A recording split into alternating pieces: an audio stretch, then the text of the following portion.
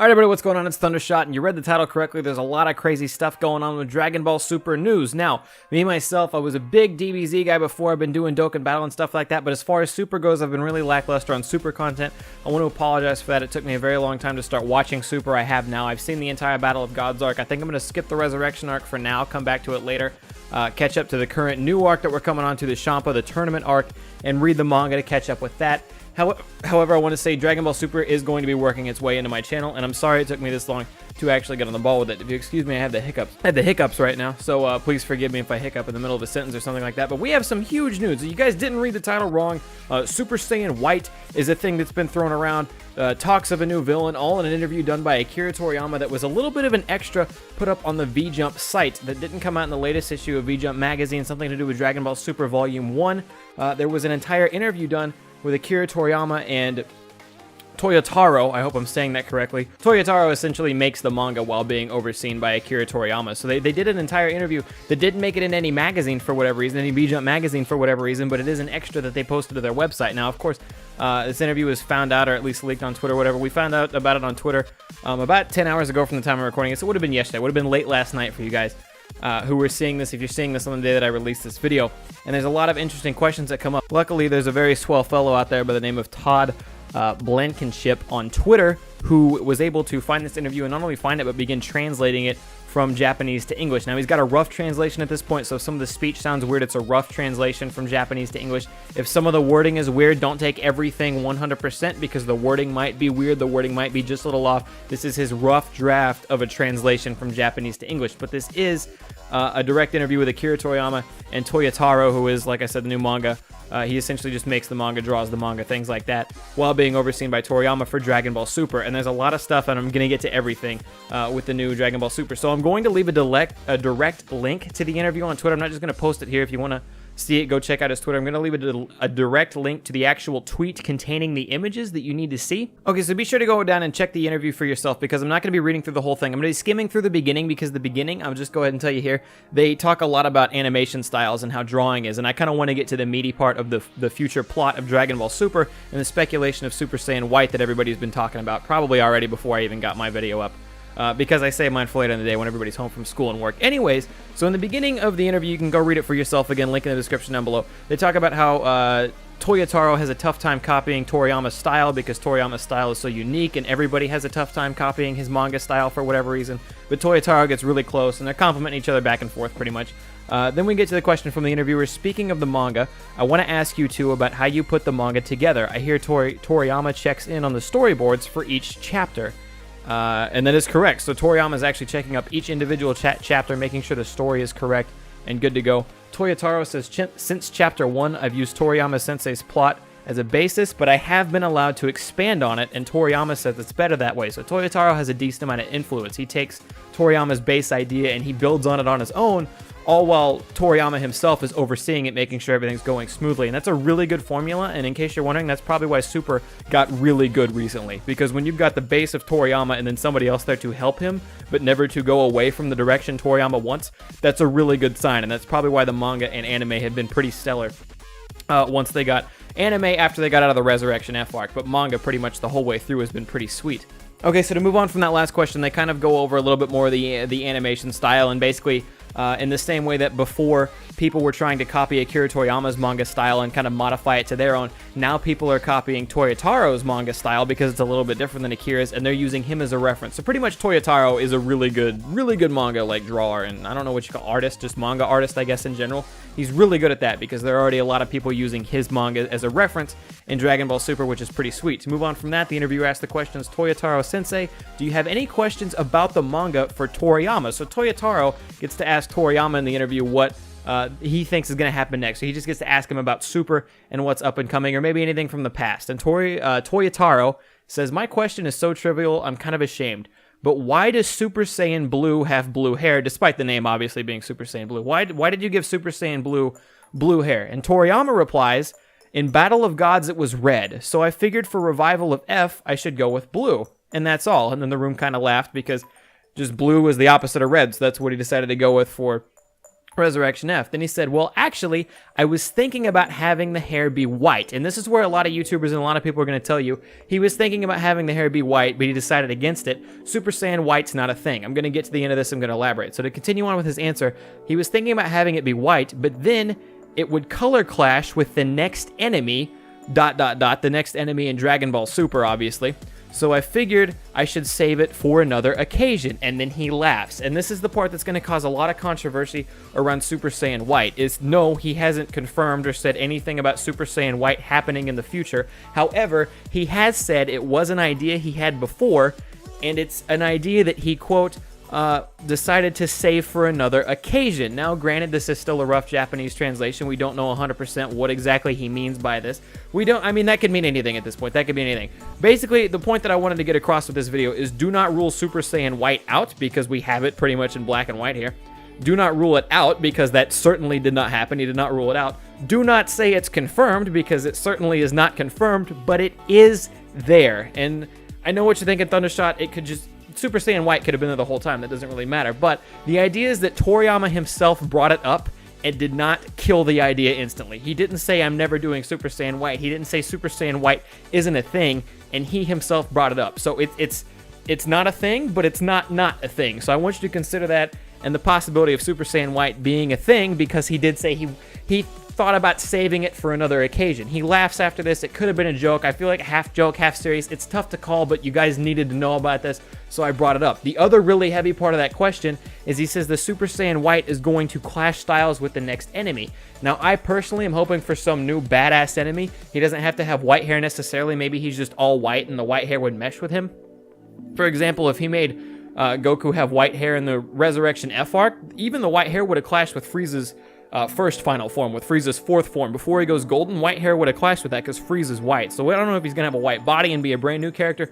Rhyme Style has been speculating on Twitter that it would be really cool if they brought in Mira from Xenoverse, Mira and Toa from Xenoverse, and had them be the new villains. But they would have their own characters. It wouldn't be a rewrite of the Xenoverse story. It would just be characters borrowed from Xenoverse, made completely into their own in Dragon Ball Super. And I think that's a pretty cool idea. Rhyme Style seems to think that Mira looks just like, or not just like, but looks very similar to a Super Saiyan who has white hair. He's just a blue guy with white hair, but he looks kind of Saiyan-esque, and them both having white hair would mesh, so that's why Goku didn't have white hair in that one. But know that there's going to be a new enemy coming up, and he's definitely going to have white on him for sure, and that's something that we wanted to bring up. And the speculation of Mira on Rhyme Style's end was kind of cool, a kind of cool topic to bring up. To continue on reading the Toyotaro Toriyama back and forth, Toyotaro then responds to this with, I get the feeling I've just heard something amazing. Then he laughs a little bit.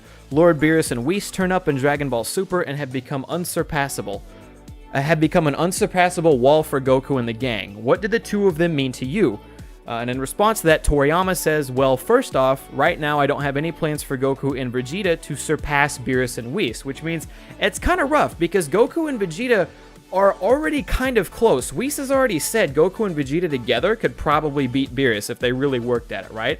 But even separately, if we go back to Toriyama's original scale, Goku being at a 7, Beerus being at a 10, Whis being at a 15, the gap between a 7 and a 10, like, it's a lot because Beerus was, like, way stronger than Goku by the looks of it, but it's not a lot, you know what I mean? Like, it's not a whole bunch. You would think Goku would at least catch Beerus sometime soon, but his plans currently are not to have Goku get anywhere near Beerus or Whis, so either they were downplaying it before, and Beerus and Whis are actually a lot stronger than Goku and Vegeta, or we're not going to see a whole lot of progress strength-wise until Goku and Vegeta, I would say at least probably get that thing figured out by Whis, where Whis told them they had to train to react before their mind could think it, like they had to, what was it? They had to fight without thinking. They had to just react to everything, so that way their body movements were instant, and the thought didn't have to go from their brain to their limbs to actually do the actions. They just react to everything. That bit of training Whis was talking about in Resurrection F and that whole arc. But to continue on, Toyotaro says, ever since Battle of Gods, Beerus and Whis have become central figures. Toriyama replies, if it hadn't been for those two,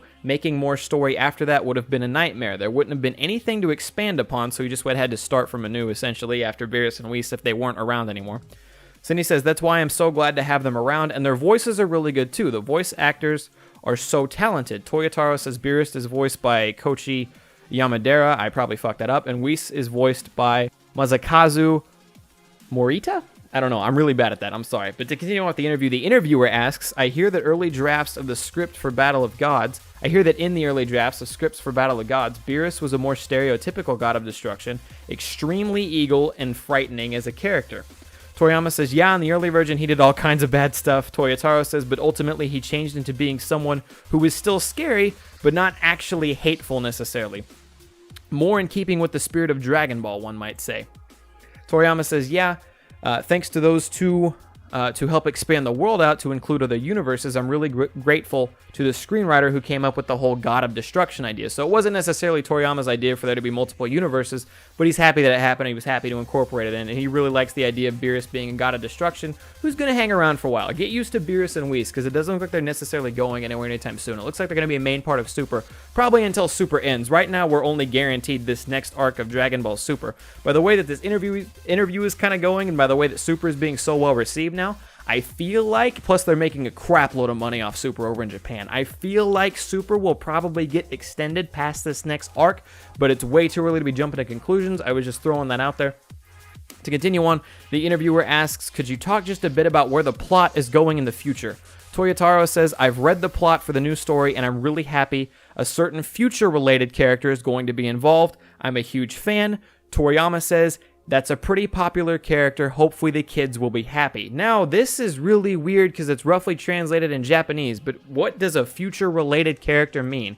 Does that mean the return of future Trunks, or does that mean that we're going to get some evil villain from the future to show up that kids will love? It's weird with a rough translation. It's hard to say.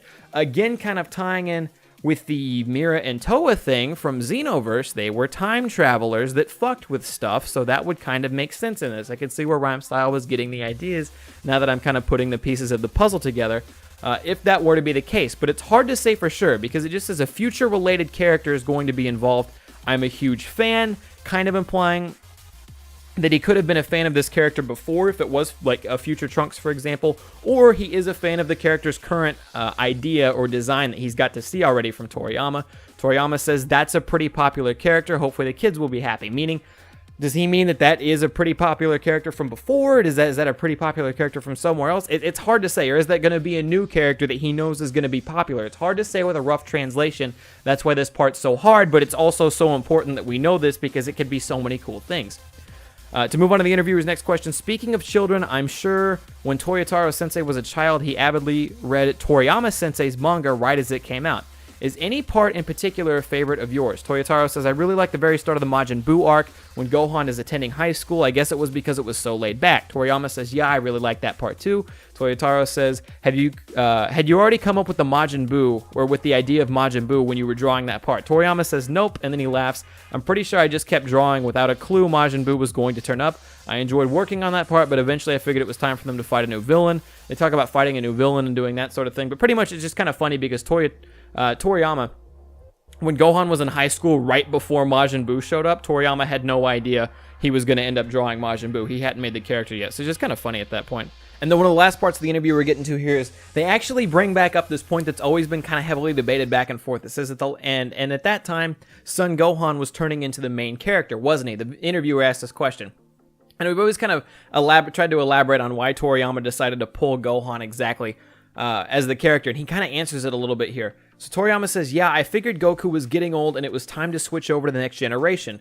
Toyotaro says that's what Goku said himself in the Majin Buu arc, and Toriyama says, but drawing Gohan's daily life made me gradually realize he likes studying more than fighting, and then he laughs. He says later he even lost to Doogie. I'm not sure how to say his name right. And that's pretty much Toriyama's evil maniacal plan to absolutely ruin Gohan. By drawing him and by furthering his character out in high school, he realized Gohan actually super enjoyed studying and more of a normal life, and that's why one of our favorite characters got destroyed, but it was all probably for the best. If that's the way Toriyama felt, I'm not going to question it, though. Gohan was my G, man. It's just so sad to read that. Anyway, Toyotaro responds, now he's fulfilled his childhood dream and become a fine scholar. So the interviewer asked, this is the last question on here, so far Dragon Ball Super has followed Toriyama Sensei's plot, but I think it might be interesting for Toyotaro Sensei to be more involved with the story writing process from here on out. Toriyama says, good idea. I bet it'll make it more interesting to include Toyotaro Sensei's original ideas. Toriyama says that so much pressure but I think it'll be really cool to help with Dragon Ball someday reach its final chapter. Toriyama says, oh, that's good. People will go, wow, Toriyama planned it all from the beginning, and I'll look really cool. And then he laughs, and the interview ends. So they want to get Toyotaro more involved in the future. Toyotaro says one day he would like to help Dragon Ball reach its final chapter, meaning Toyotaro has no plans to, like, take over Dragon Ball if Toriyama is going to get too old for this stuff eventually, which he will. However, he would like to help guide Toriyama to the end of Dragon Ball as it is, and that's a really, really crazy topic to think about since they brought it back so recently. But yeah, that's been the interview, guys. If you have any questions, feel free to leave them in the comment section down below. What do you think of Super Saiyan White? What do you think? Seeing Super Saiyan White and seeing him save that for another day, it makes Toriyama sound like he's just going to be throwing around colors like all over the place. Like there's going to be Super Saiyan White for this arc, and then for the next arc, he's going to need to be Super Saiyan Black. I don't know. There's a Super Saiyan Purple. There's a Super Saiyan Orange. Like there's so many different. It sounds like he's just going to be jumping from color to color at this point now, but it's weird. I feel like if anything, it would make sense for Super Saiyan White to be the end all be all. Is he going to call it Super Saiyan White? Are they going to find a cooler name for it other than that? Because it's hard to get much more powerful than a god. It's all over the place. Let me know what you think of the crazy Super Saiyan thing going on right now. Why don't you go? Let me know what you think of the interview and everything in the comment section down below. That's gonna wrap it up for me, guys. Thank you guys for coming out. Hope you guys enjoyed the interview and its reading. I'm Thundershot. I'm out. Peace late, and we will see you.